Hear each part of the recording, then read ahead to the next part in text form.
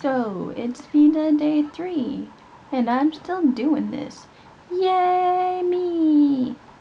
Today, I'm going to read you some selections from things I wrote in high school.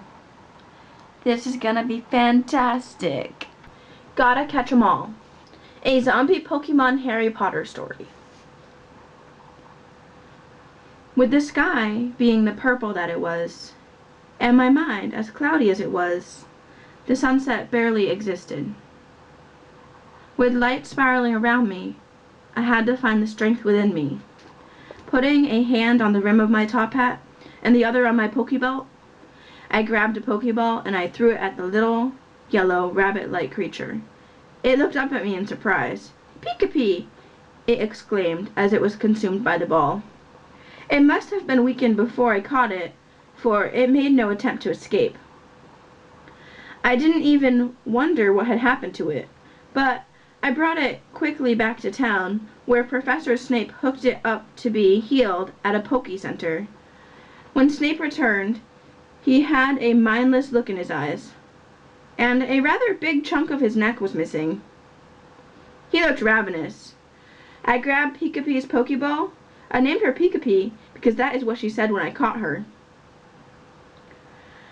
I left as quickly as I could because Snape kept trying to bite me.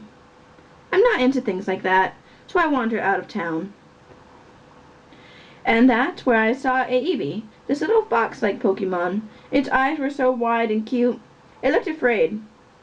I pulled out Pika-Pee's Pokeball and let her out. She was a weird grayish color for what a Pikachu should be. She wasn't that yellow, though. Then for the first time I noticed the giant hunk of Pika-Pee's head was missing. "Wow!" I exclaimed to myself. Pika-Pee quickly pounced on the Eevee, but not using any attacks, but bit it furiously. Soon Pika-Pee turned on me. It narrowed its little beady eyes at me, and I headed my way. It was then that I realized that my Pika-Pee was that of the Walking Dead, so I did what any reasonable Pokemaster would do. I threw a Pokeball, and it carried it away, for I had the only tame Pokezombie ever. What the Snape?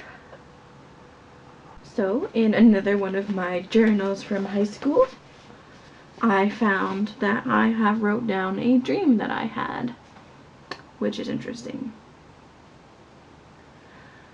This is the dream that I had wrote down on December 30th, 2007. I was in a really big hotel room and all of the furniture was beaten up. I looked outside and there were a bunch of burnt out cars. A few people were standing around. They all had dark circles under their eyes and looked barely alive, almost zombie-like, but not in the hungry for your flesh kind of way. But KK was there, lying on the floor, and she was dead. And there were other various bodies lying around. It looked like Steffi was still alive, and I went to wake her up. And of course, I woke up. So, that was that. Yeah, there's a lot more selections from high school, so if I run out of ideas, perhaps there'll be some extras. But they're all pretty terrible. But I think that was the goal, technically, sort of.